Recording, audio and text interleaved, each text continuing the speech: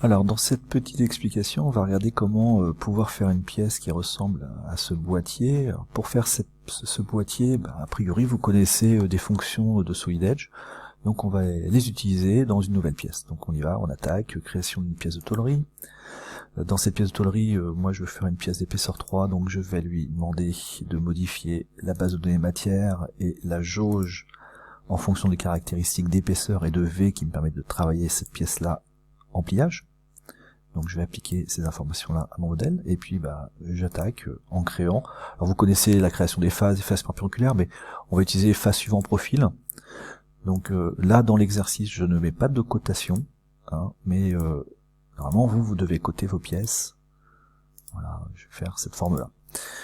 Donc une fois que j'ai fait ça, je vais lui dire de quel côté je veux la matière, donc je la veux vers l'intérieur, comme ça je vais pouvoir travailler en cote extérieure sur ma cotation, donc c'est quand même ce qu'on veut utiliser par rapport au delta L.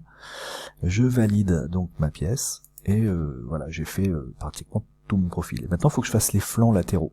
Pour faire les flancs latéraux, je vais utiliser face perpendiculaire, voilà, et je descends à la hauteur en récupérant la hauteur de l'autre côté. Mais malheureusement, vous voyez qu'il y a toute une partie qui n'est pas bouchée, donc là c'est vrai que il y a, oh je me suis trompé, il n'y a pas de solution simple à part créer une face qui permet de boucher cette partie-là, mais attention, il faut pas que la face que vous rajoutez aille en interférence avec la partie de matière que vous avez déjà ici, donc il y a un petit peu de travail à faire, mais on va vous proposer une solution qui est très très pratique et très simple, donc dans une autre vidéo, pour récupérer une pièce qui ressemble à cette pièce-là.